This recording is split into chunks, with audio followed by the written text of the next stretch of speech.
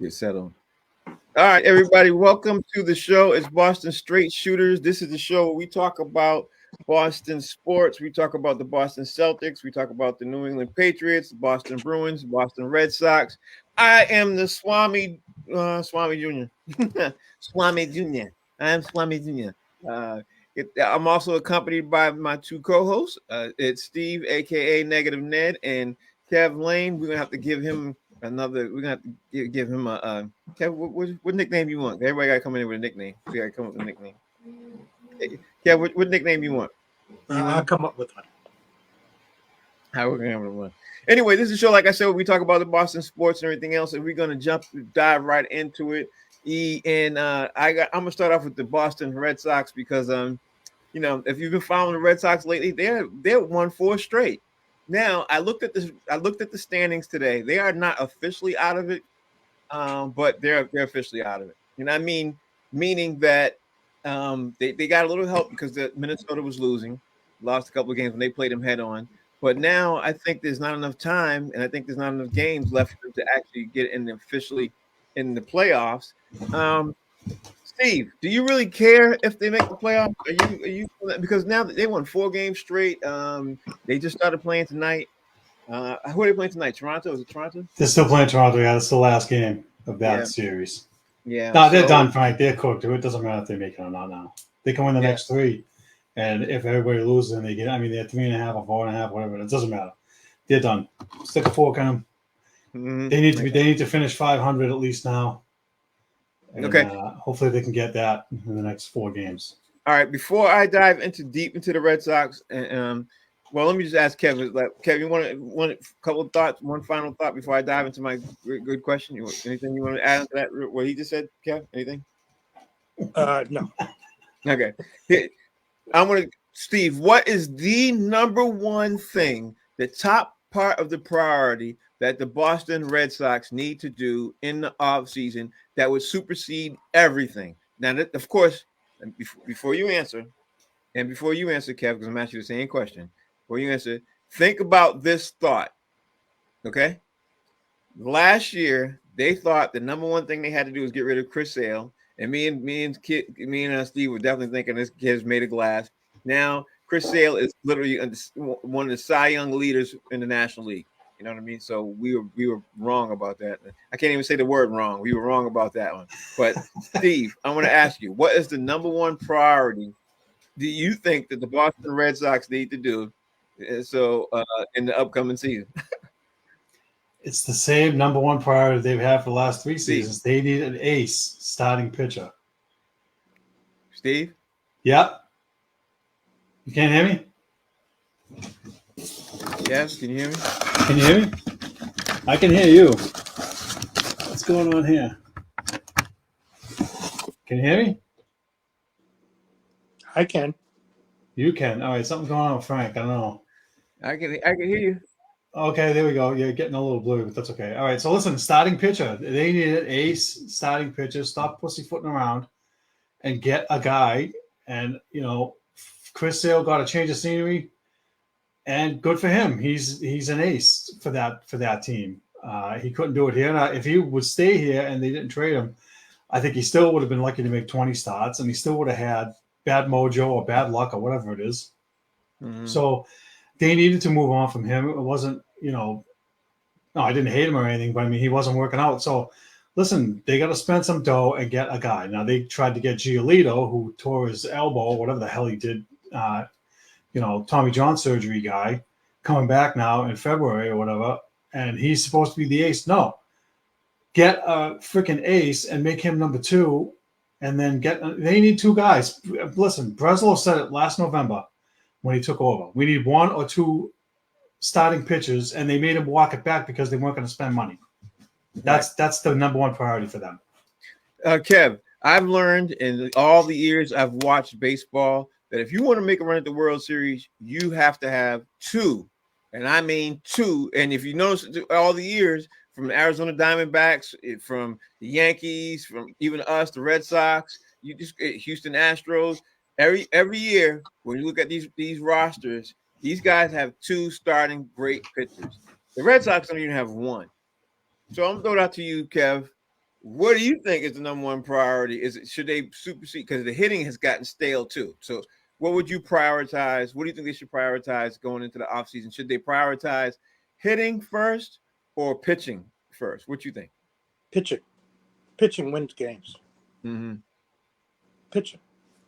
Steve's already said it, and we need two.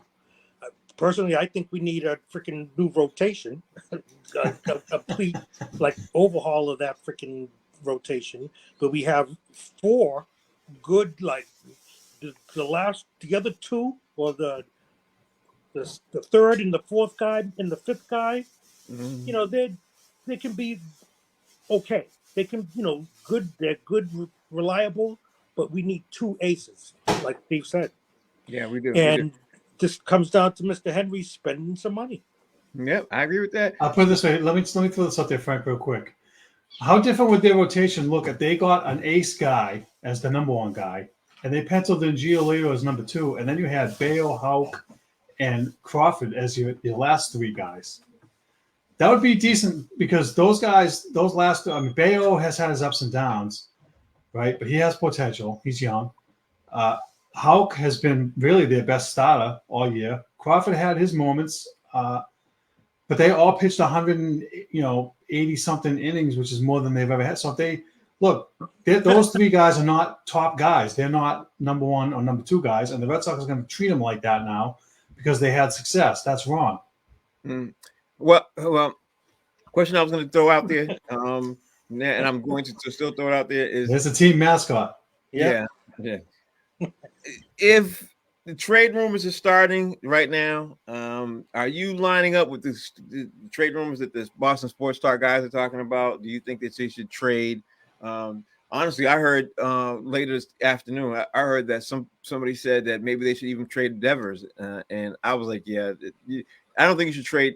Before I even throw out, Steve, what are you thinking? Because you're following the Red Sox a lot more diligently than I am, but I don't think Devers is the guy you trade. I think you should trade, if you have to trade something and everything else, you trade some prospects, but you want to build on top of what you have. You don't want to, and to me, you don't want to trade some gold that you have and try to get more mud. You know what I mean?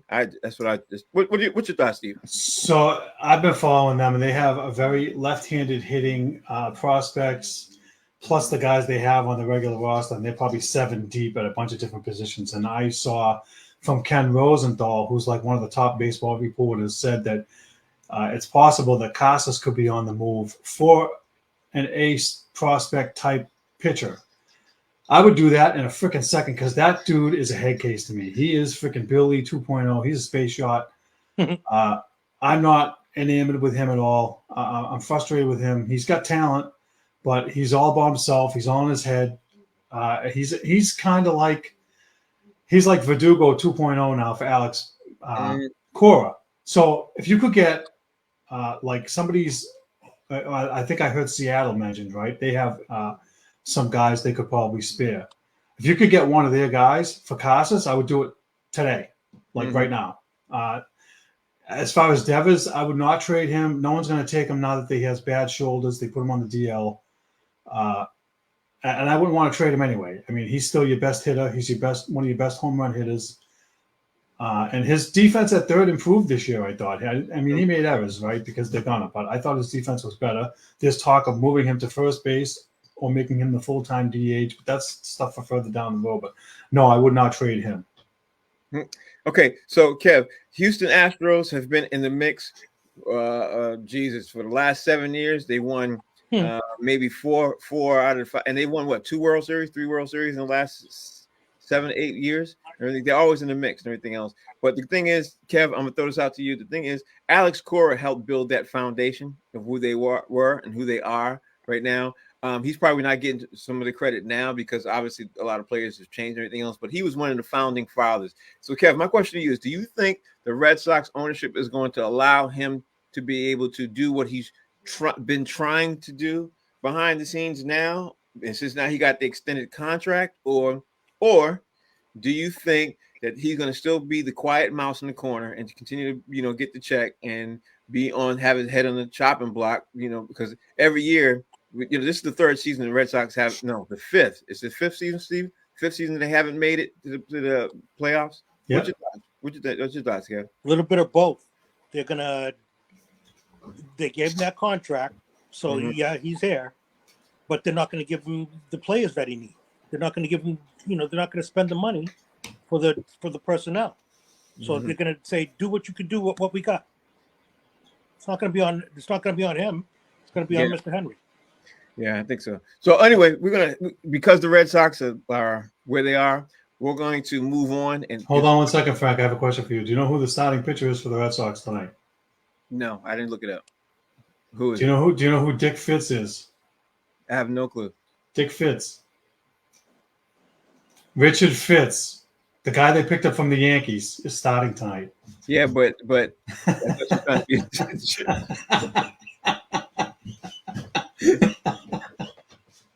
Sorry, I couldn't resist because I've been listening to that on the radio all day today. Listen, that's a guy. He's 24 years old. He's another one of these young guys that they brought up at the end here to look at for a tryout. He's pitched 3 starts. He's pitched 5 innings in all 3 starts, allowed no runs at all. And he's pitching tonight. And so, they're going to be looking at him as a back-end 5th guy between Worcester and here. And so just keep your eye on these guys. Between that guy and the guy they got at the deadline from Pittsburgh, I agree with Kev. I think it's more of the same for Alex Cora. I don't think they're going to get top guys. I think they're going to keep freaking goofing around. All right, so let's move on to the New England Patriots because we got a lot to catch up with. We got the Seahawks and we got the Jets to talk about because there's 2 games that since we were on last week, we got 2 games we want to talk about. And the Seahawks game first, I'm going to dive into – okay, I don't know what happened to Kevin. We lost them. The Seahawks game first, I want to dive into that because the New England Patriots, for those of you who've been paying attention, after they played the Cincinnati Bengals, New England Patriots looked phenomenal. When they played the Seattle Seahawks, they looked pretty good. I was really shocked with how good they played, even though I was upset because they should have won that game. And then obviously we saw what happened with the Jets game when it didn't even look like it was the same thing. So let's first talk about the Seahawks game and dive into the Jets in a second. So Steve, my thoughts are, before I even ask you your thoughts, are after the Seahawks game, I thought the Patriots had something to build on. I thought the Patriots, they really didn't have too many mistakes. There really weren't too many penalties that game. They just tried to transition to too much of a running game. But I think that they were playing a team that mirrored exactly how they are. You know what I mean? I think they were playing a mirror of themselves. So I was really excited. Even though they lost, I was excited about the potential on that. And I thought they were going to build up to something bigger and out there. I didn't see any flaws. But overall, I wanted to give, after the Cincinnati game, I gave them an A. After the Seahawks game, I have to give them a D. I really have to give them a D because Kev's back. Because they gagged it away, Frank. They gagged it away. That's why you give them a D. Hold on, let me finish. Okay. Because the offense didn't move the ball the way they should. The defense didn't do tackling the way they should. The special teams slipped a little bit the way they should. But overall, as a whole team, the Patriots were C- D level after the Seahawks game. What was your thought? What was your grade? And where do you think the thing was moving? Where do you think the Patriots was moving? Don't talk about the Jets because we're going to dive into the Jets game. Yeah. Where do you think the Patriots was coming and moving at the end of the Seahawks game? What was your thoughts? At the end of the Seahawks game, I mean, they gave the game away. They had it.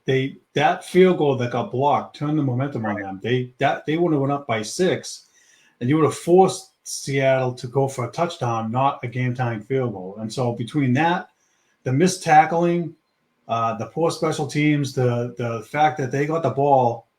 Listen, they got the ball with 3 minutes left and had a chance to do some damage and run out the clock. They couldn't do it. Gave the ball back to Seattle, gave up the tying field goal.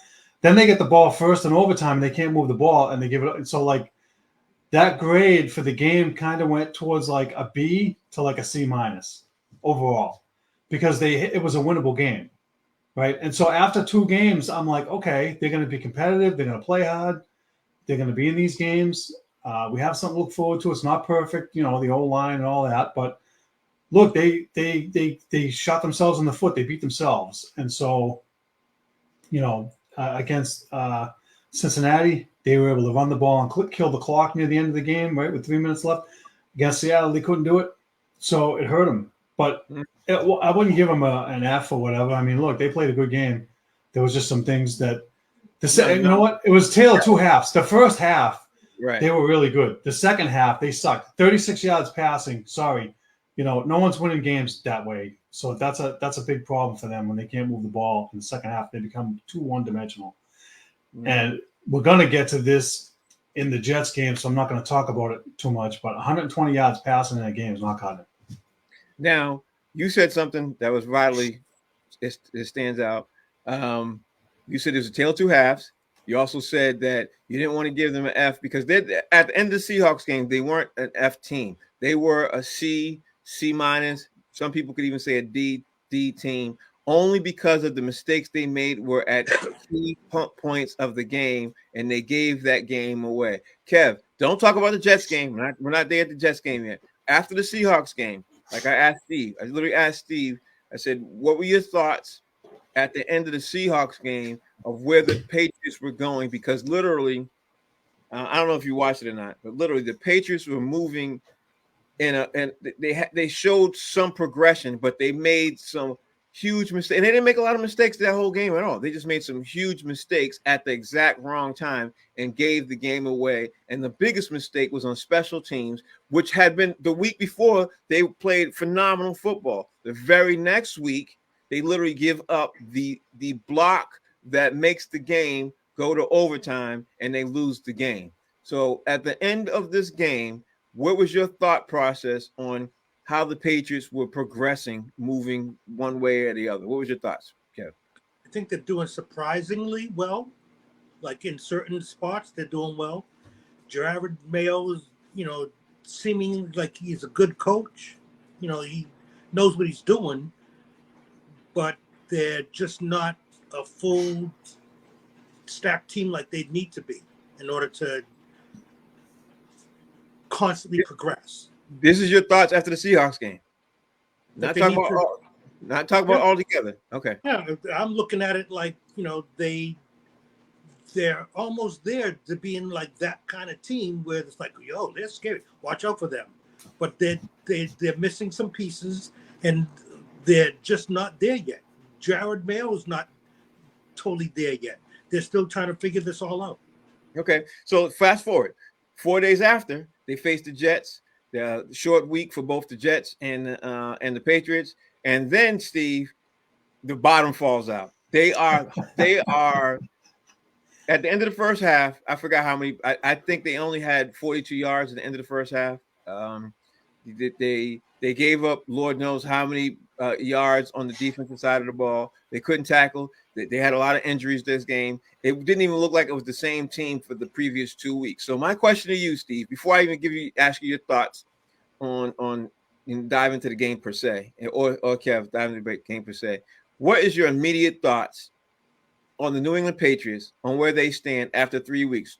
Game 1, they play hellified ball. Game 2, they played pretty good. Game 3, they looked horrible. What's your thoughts? I'm sure you saw all 3 games. What's your thoughts, Steve, right now on the Patriots right now? Not only did I watch all 3 games, but I watched the replay of the Jets game, and I charted every single play. I documented what they did on every single play in that game. Mm-hmm. And I'm just going to say, without getting into any of that offensive line looked like it did in the second preseason game against Philly when they couldn't do anything. And, you're giving the guys no time to do a thing. And left tackle is going to be a bone of contention here across sports media. Everybody is talking about left tackle. They're on their depth chart right now. They're on their 4th left tackle. That's who was playing Thursday night after Caden Wallace, who's the 3rd guy, went out with an injury. You got the 4th guy in there now. I'm sorry. Listen, as good as Dante Scarnecchia was, even Houdini can't fix that offensive line right now. I mean, It's just horrible. And so, the optimism that we had after Seattle is gone after watching what we saw Thursday against the Jets. Now again, it's early. There's going to be. Listen, here's one thing. Here's one thing I noticed that bothers me about them. They can't run the ball unless they put jumbo package in, which is like freaking high school football. Yeah. They can't pass unless they keep people back and try to find Pop Douglas for a bunch of gains and move the ball. I mean, again, 30 something yards passing in the second half, 129 yards in a game. You're not beating anybody like that. So those are the things that stick out to me. They can't move the ball when they need to. They can't block, and they can't run unless they put in a jumbo package. That's bad. And to make it even worse, Kev, I'll throw it to you. To make it even really, really worse, now they got a target on Ramondre Stevenson, who's now fumbled the ball in 3 games. He fumbled it 3 times in 3 games. So, and then they already know. Now the other opponents are starting to get game tape. Now they know the way the Patriots are lining up, what they're actually doing. So I guess my question to you is, Kev, is going to be, what do you think is life like right now on the state of the Patriots? Do you think they're going to get better, the same, or worse from the stuff that you've been hearing and seeing on where they are right now? Worse. Getting worse. People are going to figure them out because I think we talked about this already, Frank. Yeah. Beginning of the season, it's everybody's like the unknown. So it's like, this kid that they got to see how they're going to open up with this package and how they're going to do this set of plays. They're figuring these guys out. They already got the kind of the notes on them. So it's like, you know what? This is what they got in the backfield. This is all they could do. This is what and they're keying in on that stuff. We're going to get crushed if they don't make some updates, some improvements. It's going to be a long season for them. Well, Steve, I'll say this, and I don't think Frank, I said the offensive line was Swiss cheese, and you said it was water, and I was laughing. Yeah, it was because it was this right here, water. Because I haven't seen the Patriots play that bad, and I don't know how they can fix it. So Jared Mayo said something yesterday, or was the day before? I don't even know what day he said. He said, listen, we're going to find out. We're going to still fight. We're going to still be in every game. There were a couple of positive people who were saying, the Celtics, the Patriots played in a short week. Maybe when they go to San Francisco, we'll see a better team and everything else. I don't know. From what I've seen, in the last 3 weeks, they have been progressing the other way. Game 1, they were really good. Game 2, they were okay. Game 3, they were worse. I don't know how they swing the pendulum, Steve, and get all better to what they were in the Cincinnati. Now, if they come in and go into San Francisco and they play like they get against Cincinnati, they can beat San Francisco because San Francisco is banged up. They have a lot of issues. Their wide receivers are dropping the ball. Deebo Samuel's not there. They have a really good chance of going in. But, Steve, is that the team you think we're going to see? What's your thoughts? I think the 49ers are all for blood after losing the way they did last week. I mean, Brock Purdy still threw for 300 yards, and they lost, or 290 yards, and they lost the game. And they didn't have Deebo Samuel, and they don't have McCaffrey. He still threw for 300 yards. So there's a guy, I don't know his name. I happened to be on DraftKings and did one of those free drafts, and I grabbed this guy from San Francisco, and he had like 15 targets, 12 catches, 177 yards, and 3 touchdowns. I'm like, okay. So they have ways still, the next man up mentality that we used to have, and find a guy to throw the ball to and make a bunch of yards. So, and on defense, look, if Bosa's still healthy and their defense is still good, I don't see how the Patriots are going to do anything the way that they've been playing. I mean, the defenses that they're facing, you think the Jets defense was good? The 49ers, even if they're missing guys, are going to be good. And so I don't hold out much hope. Listen, I think maybe the few extra days helps the Patriots in this case. And I think the short week hurt them against the Jets. And it's not an excuse because everybody's got to play on Thursday night. It's just the way it is. But I think for, Mayo, the first year, et cetera, coming out of the gate in your third week, and you got a short week on the road, I think that's a tough assignment. And then you go to San Francisco. That's tough. Too, we talked about this, that they were going to be possibly 1-3 or 0-3. To be honest, I thought that I had them at 1-3, and I had Seattle as the win, not Cincinnati. So I'm expecting them to get clobbered, and I'm hoping that it's not, but I just don't see how they're going to put up any more than 10 or 13 points in this game coming up. I don't know how they're going to do it. You know what really burns me, Steve? This is what really burns me. The Patriots literally could be 2-1 right now instead of 1-2. They really could be 2-1, and they should be 2-1. You know what I mean? They should be. You were talking about possibly 3-0, right? Yeah, I Before that was. game, right? And if they had won the Seattle game, they would have been going into the Meadowlands with a 2-0 record. And they still would have lost. So because I know, but I'm just saying, like you're saying that they should be 2-1. They should be 2-1, really. They should be 2-1. Now, Kev, I think you and I talked about this earlier today. I thought it out there on that we could talk about this, amongst everybody else can hear this.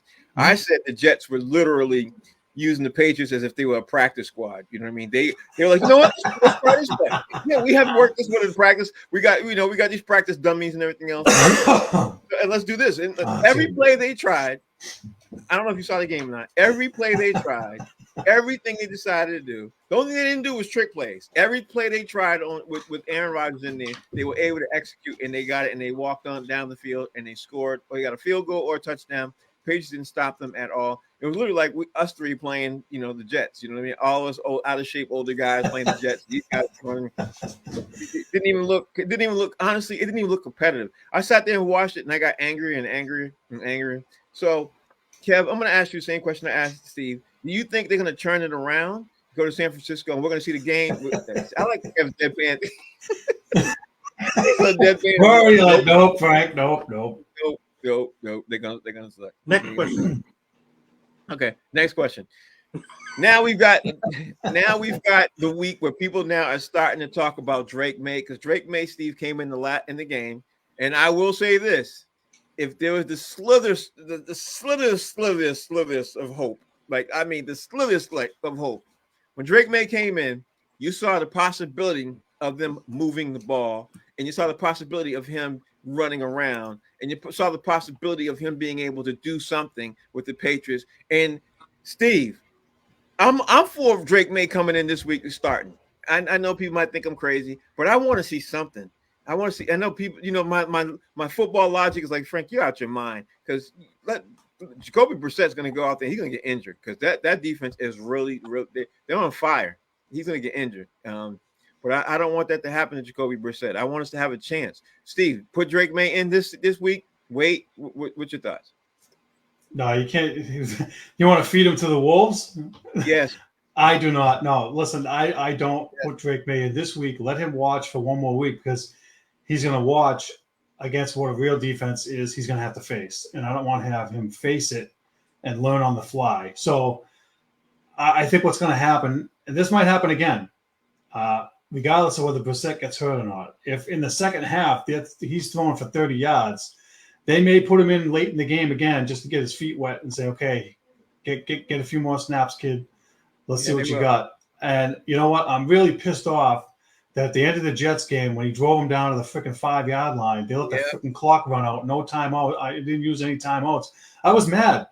And they're like, oh, well, what's that accomplish? You don't want to get him hurt. It's like, wait a minute. Put him in the freaking shotgun and let him take at least one shot at the end zone. If it doesn't work, then run the clock out. But don't freaking do nothing and give up, you jerks. How's he supposed to improve? So, sorry, back to your question. Put him in this week? No. But if the offense looks the same and Brissett's not moving the ball, and he, like last week I said he was going to throw for 250 yards. If he doesn't do that and he throws for 100 yards again, week 5 against Miami at home, you start Drake May. That's what I would do.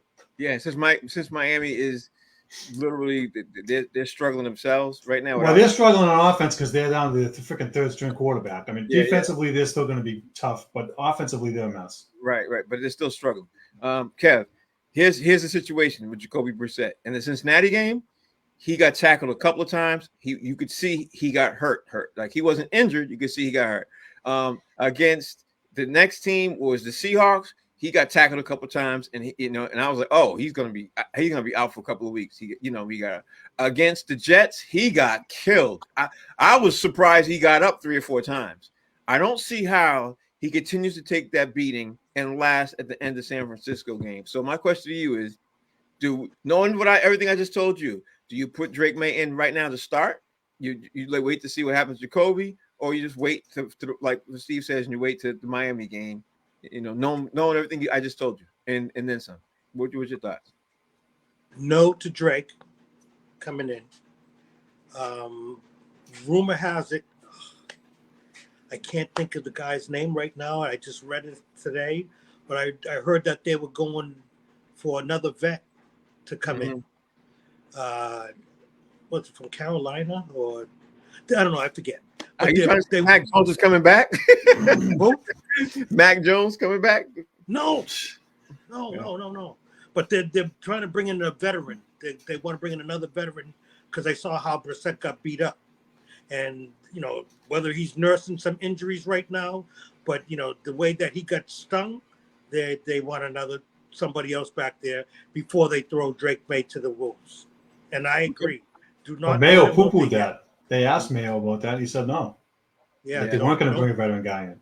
He did that today. Mayo said they're not bringing a veteran guy today. Yeah. He said that today. He said they're not going to do that.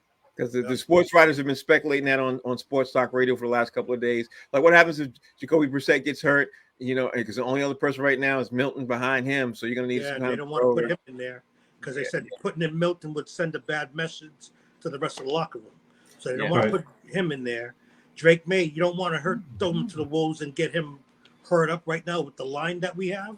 That'd be crazy. Let me just say this: if Brissett is hurt enough to the point where they have to put him on the injured list for 4 weeks or 6 weeks or whatever, they will bring a veteran guy in because you're not going to have Joe Milton as the backup to Drake May. But what they would do, in my opinion, is they would have Drake May start, and they would have the new veteran guy be like Brian Hoyer, hold the clipboard, work with him on the sideline. Here, I saw this, blah, blah, blah, and mentor him in Brissett's absence. That's how I would see that. So Mayo said no today. They're not going to do that, but they may be forced at some point to do it, and that's how I would see that playing out. You're not going to bring a veteran guy in here on no reps and then put him in the next week to start the game. It doesn't work that way. Oh, yeah, obviously not next week. But I think that they're going to have to look to, I'll put it this way: if they're not, then they're not doing their homework. Let's put. You know what they're going to do? You know what they're going to do? They're going to call Brian Hoyer and beg him to come. My God. You're laughing? You think I'm kidding? They will beg Brian Hoyer to come back in and say, "Listen, Brian, we only need you to hold the fort down. We're going to pay you for a year's salary. We only hold the fort down for 1 or 2 games until Brissett gets back." That's what. And he's going. You think he's going to turn that down? He's not going to turn that down. No, he's not. Ryan Hoyer's going to come back because he already knows the system. He already knows he knows everything about what they're trying to do. He's worked with Scott Van Pelt several times.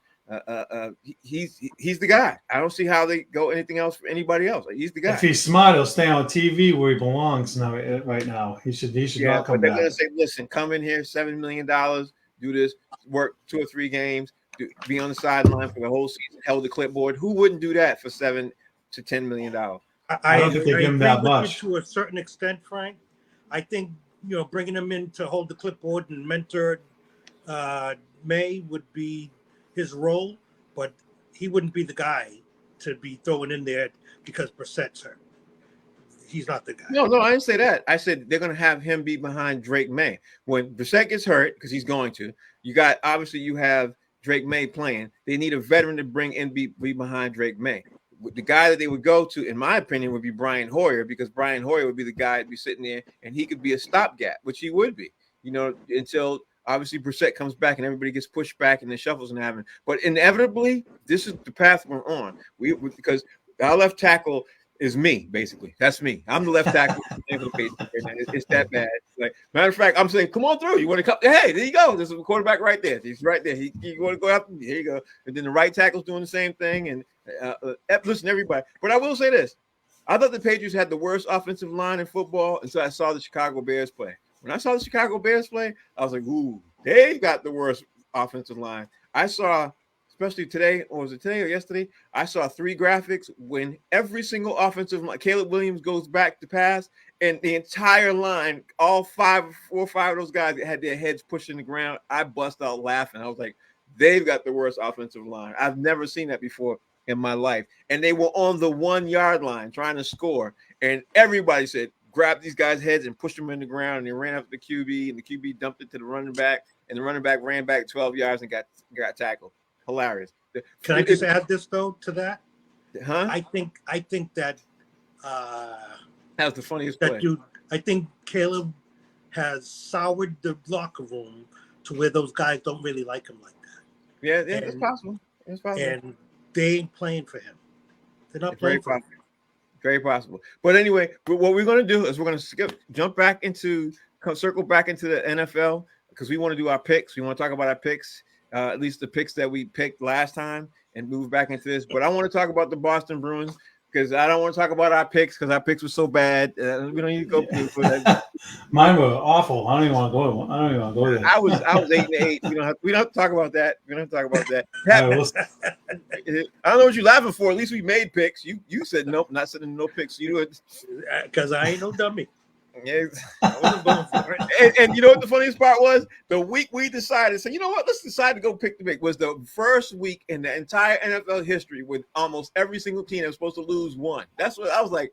Really? I was like, all the favorites lost, which made it's a whole nother. That's comedy all by itself. But anyway, Steve, let's move in and talk about the Boston Bruins because the Boston Bruins right now they jumped in. They got a couple of preseason games in. Before you even talk about the preseason game.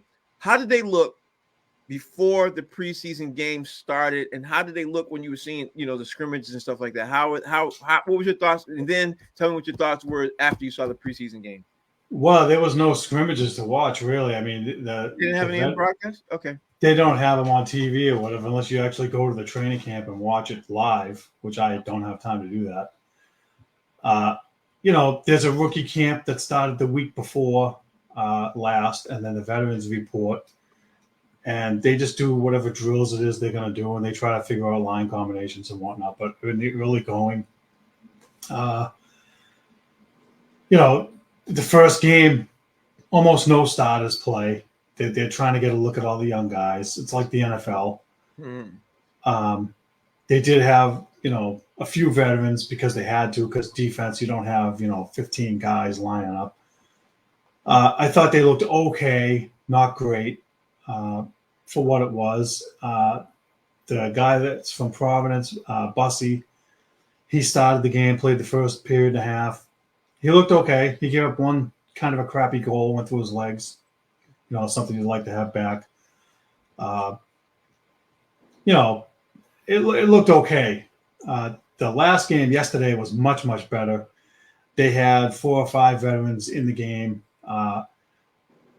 They looked, they won. I mean, they looked like they should. But I'm going to say this again because I'm going to say it till I'm freaking blue in the face. They cannot freaking stop giving up goals in the last minute of play in a period. They gave up a goal with 28 seconds left to go in the game. And I'm screaming at my freaking TV. Are you kidding me? Even in the exhibition season, they can't stop giving up these effing goals. It's going to piss me off to no end. Jim Montgomery, I'm pleading with you to please freaking fix this. This shouldn't happen more than 5 times in a year. And the fact that it's already happened in the second exhibition game, my head's going to explode. Steve, don't blow a bus vest. All right, so we're not ready to. It's early, so we'll give them a mulligan for preseason. But overall, they look pretty good. Okay. The kid, the draft pick from 3 years ago, Lizelle, who's been pretty much a bust up until now. Jim Montgomery laid into him after the first game because he kind of no-showed. He scored a goal. He was better yesterday. The goal he scored was an absolute snipe. So he's got talent, but I don't know if he's going to make the team, and I don't see it happening. I think there's another kid that stood out to me in the 2 games. His name is give me half a second here. Riley Tufte. He's a left winger. He scored yesterday, but in the first game he was all over the place too, and so he's played 2 good games. He's from Colorado, I guess, and he's a guy to keep an eye on, but. They got last year the kid Patra that had the shoulder surgery, came back. He looked pretty solid. Last year he must have bulked up, obviously, because last year he got knocked off the puck a lot.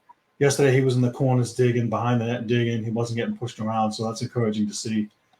The new goalie played yesterday. He stopped all 7 shots, even though he wasn't really tested that much. But still, he didn't give up any goals. That's a decent sign. There's going to be, as the games go on, I would imagine, I think they're playing tomorrow night and then Saturday night too. So they got, 9 exhibition games and, more games coming along. More of the guys like, Pasternak and Coyle and McAvoy will get more of a look at the regulars. and get a better feel for how they're going to gel with the young guys that they're trying to implement.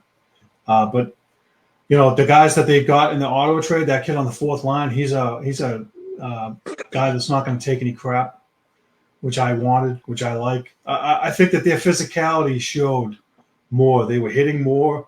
They weren't allowing themselves to get pushed around, and I liked that. What I saw, I've been screaming for that for 2 years now. Well, let me ask you this question. What is your very, very super duper early prediction on the Boston Bruins? You've seen 2 preseason games. What is your prediction on how they'll be at the end of the year? Do you think they'll make the Stanley Cup Finals?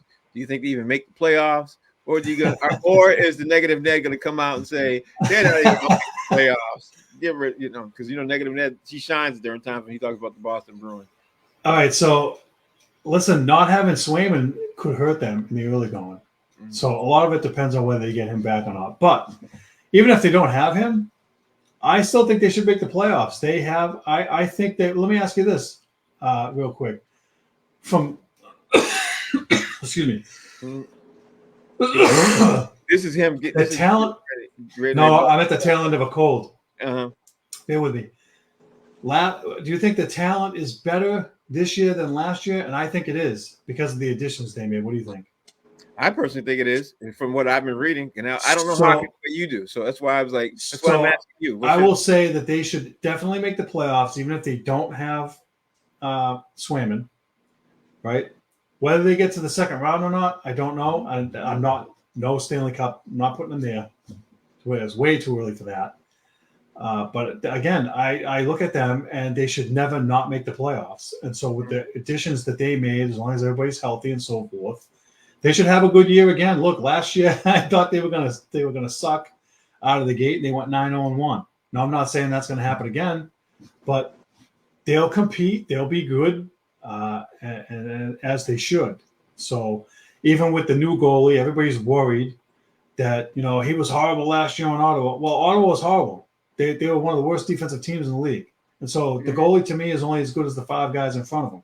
If you look at Allmark and Swayman the last 2 years, their defense was good, and so those guys were good. And so I just look at even Bussy. I've seen him in Providence. I watched him pitch a shutout down there. He's a good goalie.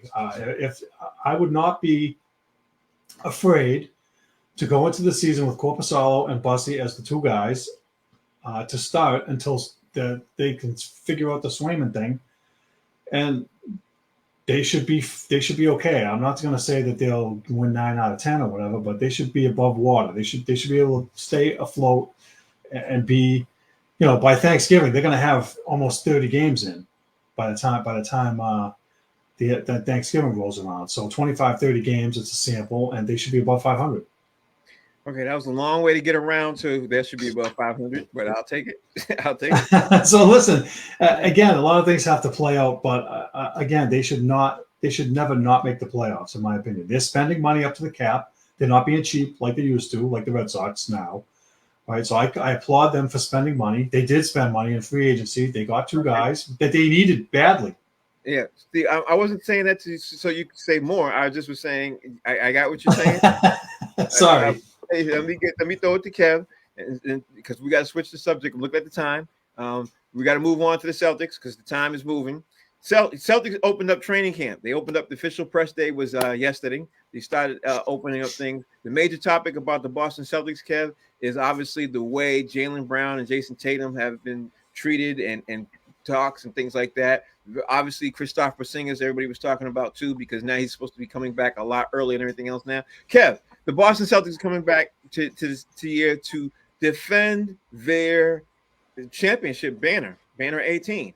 Do you think, in your opinion, that the Celtics will be playing with a chip on their shoulder? And what's your very early prediction on how the 2 stars of the Celtics are going to be coming into this season? Do you think, just what's your thought process that you think on what their thought part? Because I want to dive into this too and tell what I think too. Go ahead, Kev. You tell me your thoughts.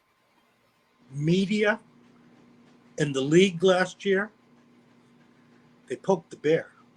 Mm-hmm. I think they did more than poke him. They juked him with a little jabber knife or something. These dudes are burnt. Jaylen is he was heated at the parade.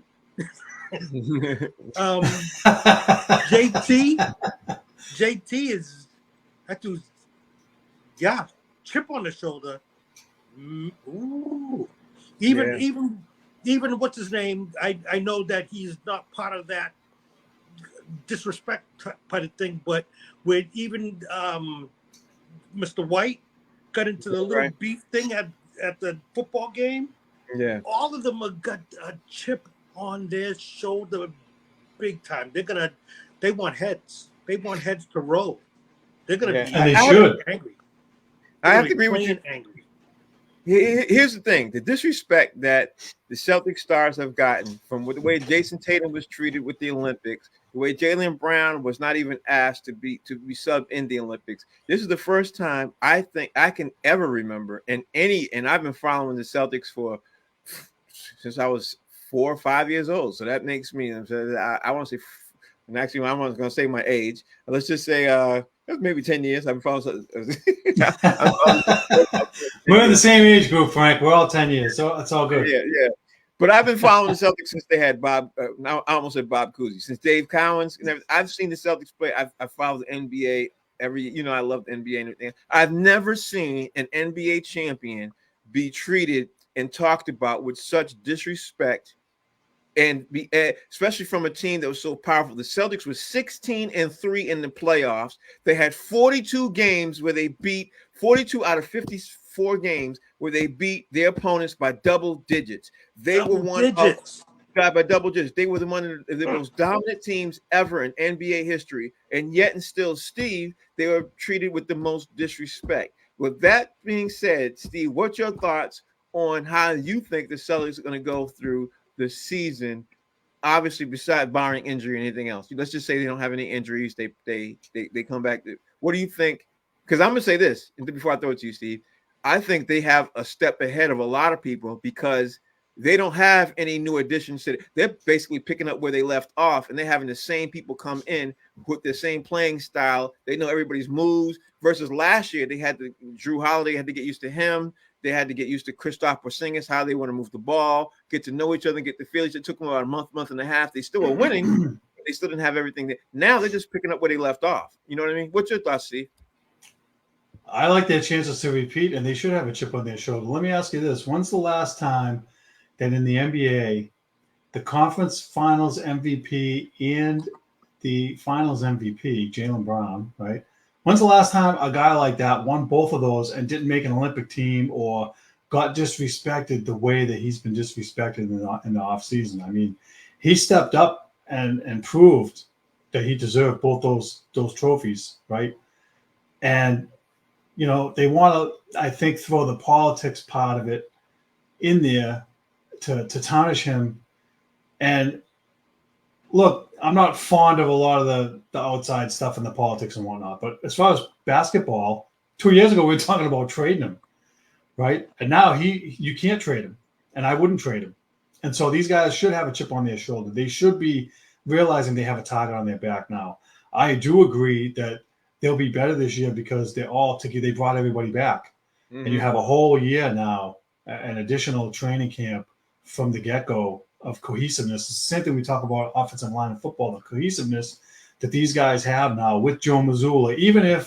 And actually, who's left on the coaching staff? Is it just Sam Cassell? Is he the only guy left from before? But still, he's a key piece in my opinion. So you kept one of your top assistants, right? And so the other guys that you have for assistants, it's fine. But I like that they kept everybody. And I'm going to be honest and get a little off track. I want to see, and I know we're going to talk about this, but I want to see guys like Neemias Queta get a shot with Porzingis out because he's talented. And it's the same thing we talked about in football with the kid last year that went to Baltimore. His name is escaping me right now. But so look, they have, to me, they have all the ingredients. They have the pieces. I give Joe Mazzulla a lot of credit after roasting him the previous year for the way he was coaching. He adjusted. He adjusted at the right times. All those times we were talking like, oh, they're putting up too many threes and they need to mix it up and go inside. He did it. So he gets credit too, and he won't, And so right off the bat, you want positive Pete, Frank, for 2 seconds, I'll give it to you. I think Joe Mazzulla's done a good job, and he has his foot on the gas. He says, hey, every year we have to win the championship. It's not just a one-year thing. So I think that they too. Yeah, go ahead. No, go ahead. They disrespected Joe Mazzulla too. Hmm? Yeah, they did. He was number 11th on the freaking list of the top 10 coaches in the freaking league, and he was number 11. But Kev, let's look at it like let's do this. Let's do this. Last year, this time, right? Last year's time, the Celtics were coming off of a season where they went down 3-0 against Miami. Joe Mazzulla in his first year. They came back from the 3-0 thing, and everybody was like, okay, what the hell is Joe Mazzulla doing? Because if you all recall, I don't want to speak for anybody else. I know what I was saying. I was saying that he was overwhelmed with substitution patterns. He didn't know when to bring people in and everything else. He was overrun with Marcus Smart. Marcus Smart was really coaching the team, if you ask me. And Marcus Smart and what's the other guy's name who went to Dallas, got traded down? Those guys were really the coaches. Yeah, I know who you're talking about. Yeah. Grant Williams. Yeah. Don't forget too, Frank. That year they lost to Miami. They lost Damon Stoudemire in February, who was a key member of the coaching staff. That hurt Joe Mazzulla. And so, sorry to steal your thunder, but think about what they did in the offseason when they added Charles Lee and whoever else they added to the coaching staff. Really helped Mazzulla last season. You stole all my thunder because that's exactly what I was going to say. Sorry, but you know what? Great minds think alike, Frank. Sorry. That's what I was going to say. So, but I'm bringing up. I wanted to bring it up to a point. People are still living off of Joe Mazzulla and the 2 years he's been the head coach. For of the 2 years he's been the head coach, 1 year he was okay, and the second year he won an NBA championship. But he's not going to get credit for the NBA championship that he won this year because it's going to get more to Sam Cassell and Charles Lee. You know what I mean? Now, if he wins an NBA championship this year, they have to put him in the top 5 because they'll say he won it on his actual coaching ability. That's what I'm thinking on why all this stuff, why they're saying it all. Because literally, if you recall, what they did was they brought in Charles Lee and Sam Cassell, but they didn't want to fire Joe Mazzulla. You know what I mean? So these guys got a lot of hell. Charles Lee went and just got a job with Charlotte. You know what I mean? Mm-hmm. And who else left? Charles Lee got a job at Charlotte. Sam Cassell's the only one who stayed. Everybody else who was under them, the sub coaches, they all got raises. They all coming up. They're not bringing anybody else. So he's not going to get the credit that you and I think he should get. So I'm surprised he's even in the top 20, Kev. Honestly, I'm surprised because nobody respects him as a head coach right now except in Boston. Those are the facts. Looking at the time. Okay, time is we gotta move on. Steve, talk to me about these poll questions and the discussion order and what we were talking about. The poll questions, and do you want to do last week and this week, or you want to do last week and the week before? How you want to do it, Steve? Let me do the poll questions in the order that I tried to put them. Okay, it will make more sense. This was one of the first ones. This was yours. Does anybody think the New York Jets will regret getting Aaron Rodgers by week 4? We had 100% yes and 0% no.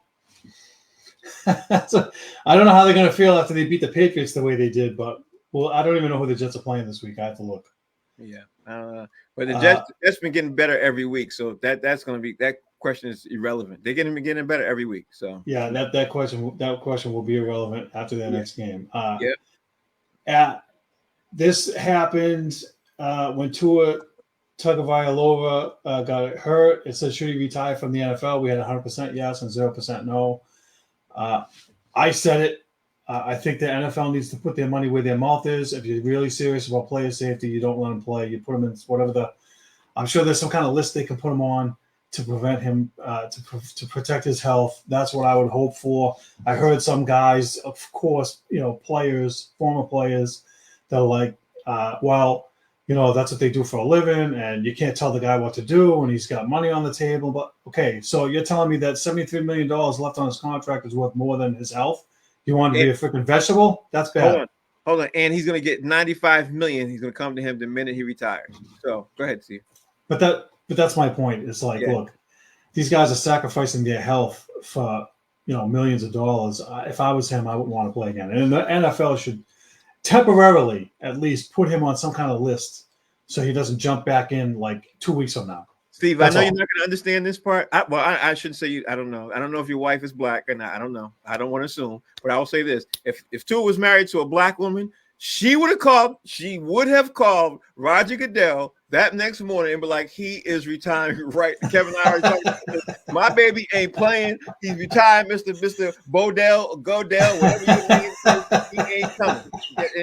So you need to get somebody else, and hung up on him right there. But go ahead, Steve. Frank, my wife is not black, but let me tell you something. She's a pretty smart cookie. I'm pretty sure she would have called Goodell and said the same thing. Yeah. If you have a wife that has a half an ounce of brains, and most of them do, trust me, they're calling. They're all calling. None of them are going to leave $90-something million on the table unless they want to collect the insurance for your burial. Right, Steve. Do you know if Tua's married or not? Because that's one thing my wife and I were talking. You know what? I don't.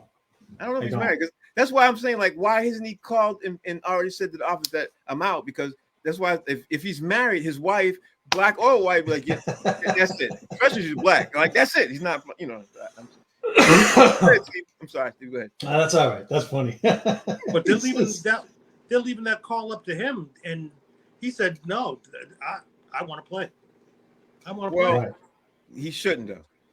I don't want to see him get killed. I don't want to see him get killed personally. I love watching football. I don't want to see a man get slammed into the ground, because I think if he gets another concussion like that again, I think he's going to get killed or worse. Well, he's crippled. You know what I mean? Let me put it this way: what if he comes back? Maybe they should mandate that he wears one of those caps that protect the head. Steve, honestly, would that even, if he gets slammed in the head like he did in either one of the last two, that cap won't even help him either. Look, I don't want him to play anymore because I don't want to see him carried off on a stretcher like Hamlin in an ambulance on the field. But if he decides he wants to play and they let him, they should force him to wear one of those stupid cap things. They better not force him. Go ahead, Steve. Go ahead. Right. I think he's in denial. Denial. Well, they all are. Right? Yeah, everybody wants to retire on their own terms. I don't blame them. Keep going, Steve. All right. Who do you think will win this Sunday, the Patriots or the Seahawks? 75% said Patriots, 25% said Seahawks. So we weren't alone. We had company. Misery loves company. We had plenty. They could have won. They should have won. They beat themselves. They had it. Okay, keep going. Do you think the Patriots will beat the Jets on Thursday night? We had yes 33% and no 67%. I said no, but I didn't have them getting waxed the way they did. They got, I had 20-16. I thought they'd make it close like they did against Seattle. That's it for the poll questions. We all thought they would have it be close. We all thought that. Okay, so keep moving on, Steve. Let's go. We got now we're down to predictions, right? Yeah. Yep. These predictions were from 2 weeks ago. I had Brissett 250 yards and 2 touchdowns versus Seattle. And instead of laughing, I had. Kev just bought it laughing. I'm sorry. To understand now, that X I do with the ant is from Family Feud. Yeah. We need to get that X to put it on across the screen. I wish I knew how to do it. Patriots win 23-20 versus Seattle. I had the score right, but I had the teams wrong. Yeah. Let's see. We had Dallas. So you had a thing where you were taking the Saints against Dallas, and I took Dallas. Wrong again. 3 strikes. I'm out. That's it. Have a seat, Mr. Saborin. You're all done. Have a seat, Negative Ned. You're all done.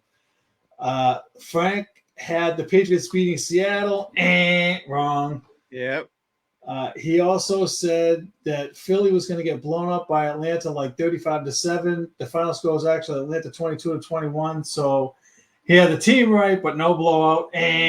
Wrong. I had the team right though. I get a half. Hey, they won, and you had the team. Yes, you had the winning team. I get a half an. How about that? Half an X? You got a baby X. Little one. A little one. You got a baby X. So instead of it's. Yeah, okay, I get that. Keep going. All right, and then he said New Orleans will beat Dallas in Dallas. Ding, ding, ding, ding. Frank gets the thumbs up. Finally gets that one right. And then Kev had the last one. And he said that he thinks that the Patriots can get Seattle, but not 3 in a row. And he didn't get Seattle or 3 in a row. Forget it. Game over. Have a seat in the dugout and go punch a cooler or something. Okay, so this week we got the Patriots playing San Francisco in San Francisco. Is anybody going to go out on a limb and think the Patriots going to win in San Francisco? Is there anybody here? He must have started laughing. Frank, the only way I could do that is if I got a self-imposed concussion. Yeah, exactly. All right, so the other games, right? I'm looking at Dallas is playing New York. I don't know if that's going to be the game I'm excited about. You got the Saints playing Atlanta. That's going to be my game I'm like looking at because the Atlanta Falcons are playing much better football than anybody is giving them credit for, and the Saints are playing phenomenal football too. But you got obviously the Bengals, they're in 0-3. They're playing the Carolina Panthers. You got the Rams and the Bears. You got the Vikings and Green Bay Packers. Jacksonville's playing Houston. Pittsburgh's playing Indy. Denver's playing the Jets. Philly's playing Tampa Bay. Washington playing Arizona. And I'm missing one game. It's Kansas City is playing the LA Chargers. So what other games did I mention to you guys? Any of those other games excite you? Anything? Because my game. Who's Jacksonville playing again? Let's see. Jacksonville's playing Houston. I'm surprised Jacksonville's 0-3. Yeah, I am too. I thought they'd be better. Now who's Cincinnati playing? Cincinnati playing the Bengals are playing Carolina Panthers. 0-3. They should beat them. They should beat them. Yeah, they would. But what game excites you? You know who's Dallas is playing the Giants? Yep, Dallas is playing the Giants this week. I love those games because those games are like Pittsburgh and Baltimore. They're fisticuffs. They're like this.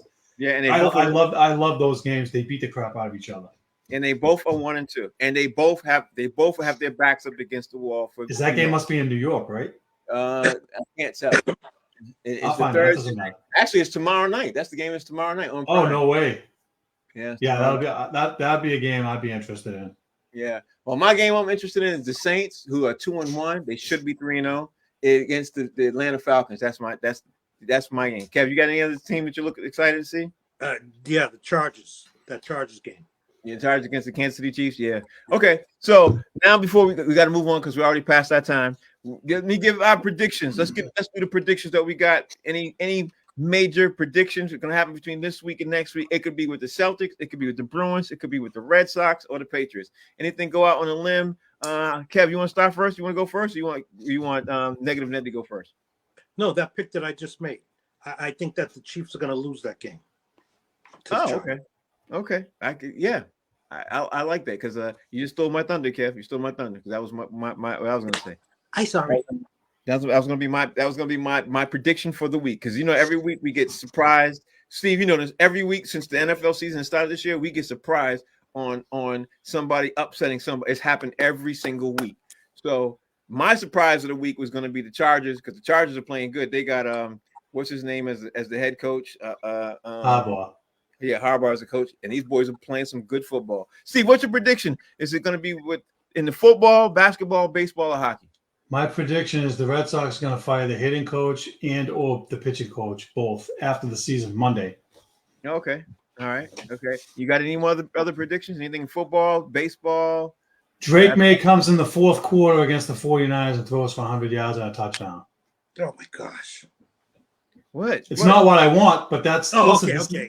Listen, we talked earlier. I don't want them to go in, but you know what? They're not going to be able to move the ball. Brissett's going to throw for freaking 30 yards in the third quarter, and they're going to have to make a change to get, like Frank said, they got to get some excitement in there, move the ball. I think if he had a full quarter, maybe he can do something. So I'm going to go out on a limb and say he throws for 100 yards and a touchdown. Wow. Okay. I'm rubbing my head. Does it help? Yeah, probably not. My crystal ball, and my crystal ball is telling me I need to piggyback off of your thing and say Drake May will come in the game. And what was that? Okay, he's coming in the second quarter because the Patriots are going to get killed by the second quarter, and the offensive line is going to be atrocious. So that being said, Drake May is coming in by the second quarter, and he's going to have about 200 yards. But don't quote me on that one.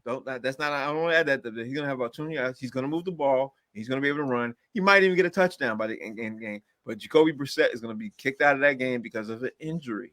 Because he's gonna get killed. That's my prediction. So Jacoby Brissett is gonna get killed. Drake May's coming in.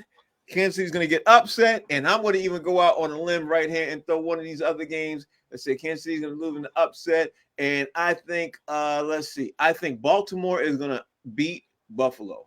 That's mine. Oh, they're playing. But yeah, Baltimore and Buffalo's playing. Oh, that's a good game. See so that's two games. That's two games I'd be looking forward to. I like watching those games. Yeah, but Buffalo is 3-0, and Baltimore is in a must-win situation. They're 1-2. You know what I mean? That's why I think that the Ravens really have to. They're playing with their backs up into the wall because they're 1-2.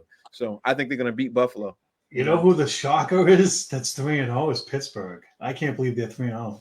No, shocker is Minnesota Vikings is 3-0. That's the shocker. Too. Sam Darnold, the guy that was seeing ghosts. Yeah, and they got QB with Sam Darnold. But even bigger shocker is they got Brian Flores, defensive coordinator. And right now, Minnesota Vikings have the best defense in the league by far. It's not even close. So that's my shockers and everything else. So anyway, we're getting ready to wrap this show up because I think we've covered everything. Did I miss anything, Steve? Nope, I think we're good. Do you want to go out on a limb with any more before we wrap this up? Yes, no, maybe so. I think you just stole my last one. That Buffalo. Although I think that I'd like to see Buffalo go down, but I don't know. We'll see about that. You think they'll beat the Ravens? You think that Buffalo's going to beat the Ravens? Yeah, I kind of think they will. I don't want them to, but I don't know if it's him being exposed, but what's his name? My man, Lamar Jackson. Yeah. Oh my gosh, man. He's a good player. He just does some disappointing things. I was on the phone with you when Lamar Jackson stormed down the league, the field, and went through Kansas City. And if my man if his wide receiver has 2 feet in the ground, they would have tied the game. The whole outlook would be different. And I told you before, I'm telling you now, Lamar Jackson's not the problem in Baltimore. I told you when I was watching the game, he's not the problem. He's not. No. And since then, they've gotten better. They've gotten better, even though they won. I hope so. They are the best 1-2 team in the league right now. Is the Baltimore Ravens? I hope so. Yeah, they are the best. And the worst team in the league, if you ask me, that's 1-2 is the Patriots. But that's a conversation for another day. Anyway, Steve, we're getting ready to leave. You got any parting words before you roll up out of here? Because we already over time. All right, just thank you everybody for your support. Thanks for voting in the polls. Thanks for your comments. Again, check us out on YouTube. Like, share, and subscribe, whatever, blah, blah. And we'll see everybody next week. He said like, support, whatever, blah, blah, blah. Thanks, guys, for watching. We'll see you guys next week. Have a good one. Hey. Take care, guys. Yo. He said